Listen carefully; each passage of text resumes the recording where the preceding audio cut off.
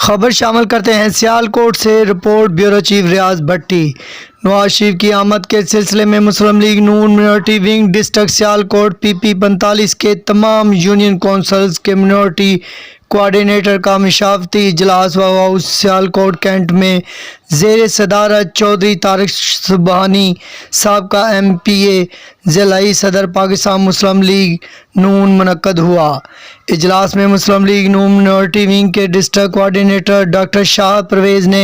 ख्यालात का इजहार करते हुए कहा, सियालकोट के मसीहों ने हमेशा मुस्लिम लीग नून का साथ दिया है, हम उनके बहुत मशकूर हैं। इजलास में लियाज गिल, सलामत सोहतरा,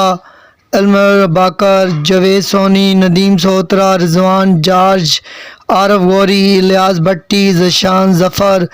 मुराद मसीह, भाई बूटा के अलावा अहले इलाका की बड़ी तादाद ने शिरकत की। भरपूर तरीके अपनी कम्यूनिटी की, अपने इलाके की, अपने मुल्क की भरपूर खिदमत करो और वो हिस्सा पाओ। दूसरी गल, अज की मीटिंग मैं शायद साहब का थोड़ा सारे दोबारा फिर मशकूर हाँ कि तुम कसरूर को सामने तो दूर दराज इलाके तो सीख लिया हो,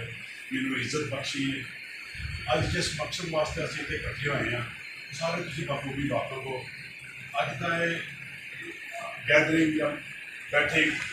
असी कायदे मोहतरम मियां नवाज शरीफ साहब के हवाले नाल उन्होंने आमद मुतवक्को है 21 तरीक को इंशाअल्लाह, और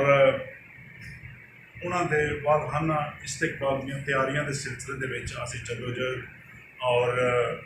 महम चलाई हुई है। असी सारे क्रिश्चियन कम्यूनिटी का wing, mother wing, labour wing, जितनी भी साड़ी मुस्लिम लीग की बाडी है असी सारे मुतहरक किया है ताकि मियाँ नवाज शरीफ के सारे मुहब्बत करने वाले चाहने वाले वो लाहौर पहुँच के तो अपनी मुल्क पाकिस्तान में मुहब्बत का इजहार करना है, क्योंकि मुल्क पाकिस्तान की मुहब्बत मियाँ नवाज शरीफ की सलामती, मुल्क पाकिस्तान की सलामती और उन्होंने इतने आना यही साड़ी पका है, यही सारे मुल्क की सलामती की निशानी है। और इंशाअल्लाह ताला जिस दिन मुल्क पाकिस्तान के मियाँ नवाज शरीफ साहब के कदम जमनगे उस दिन तुम देखोगे, बल्कि उस तो पहले ठंडियां हवावां आनी शुरू हो जाएंगी, जो आगे ऑलरेडी तुम असरात नज़र आने शुरू हो गए। यकीनन साड़ी कम्यूनिटी पूरा पाकिस्तान मैं वो स्पैशली हर